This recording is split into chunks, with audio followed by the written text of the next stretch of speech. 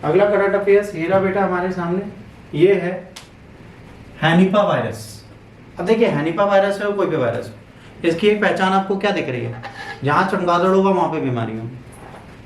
चमगादड़ उड़ते हुए गए, इनको फल बहुत अच्छा लगा, दूर देख सुंदर फल लगा था, गए वहां पे मुंह मार दिए, गीला हो गया, झूठा हो गया, सबने खा लिया, सबको वायरस फैल गया।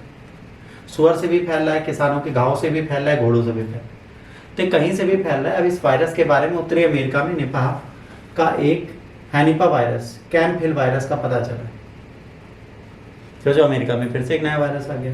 ठीक है, एपिना वायरस जूनोटिक नकारात्मक अर्थ आरएनएस वायरस है, फल चमगादड़ भी कहा जाता है। ठीक है, ये मतलब क्या है, जब कोई फल खा लेता है तो होता है, इसे फ्लाइंग फॉक्स भी कहा जाता है। एपिना वायरस प्रजाति की सीमा को पार कर सकता है, मनुष्य सहित विभिन्न स्तनधारियों को संक्रमित कर सकता है।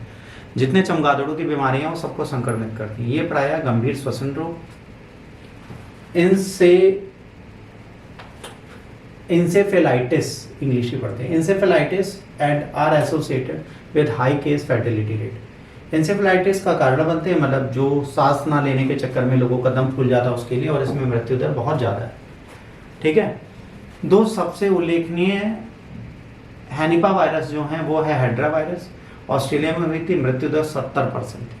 निपा वायरस दक्षिण पूर्वी एशिया में आया था, मृत्यु दर 40 to 75% थी। तो ये दो खतरनाक वायरस के पार्ट हैं, एक हेड्रा वायरस, एक निपा वायरस। इन दोनों की यूज में इसको प्रयोग किया जाता है। इतने घातक क्यों होते हैं?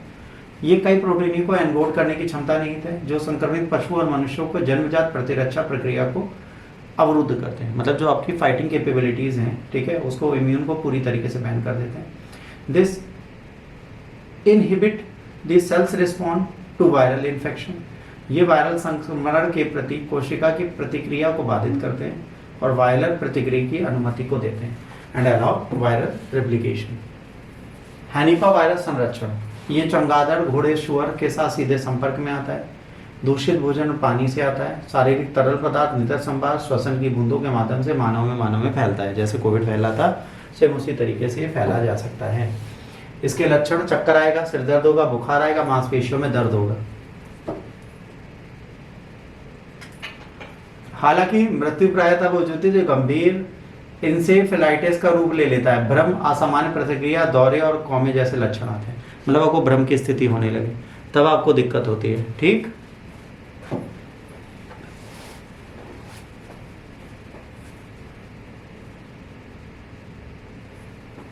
ठीक, इसके बाद आता है हैनिपा वायरस ट्रीटमेंट। इसका उपचार लक्षणात्मक है, इसके रोग के उपचार अभी तक कोई टीका या एंटीवायरल दवा इसके लिए नहीं है। तो ये एक बहुत बड़ी बीमारी है, इसका इलाज अभी कोई भी अवेलेबल नहीं है।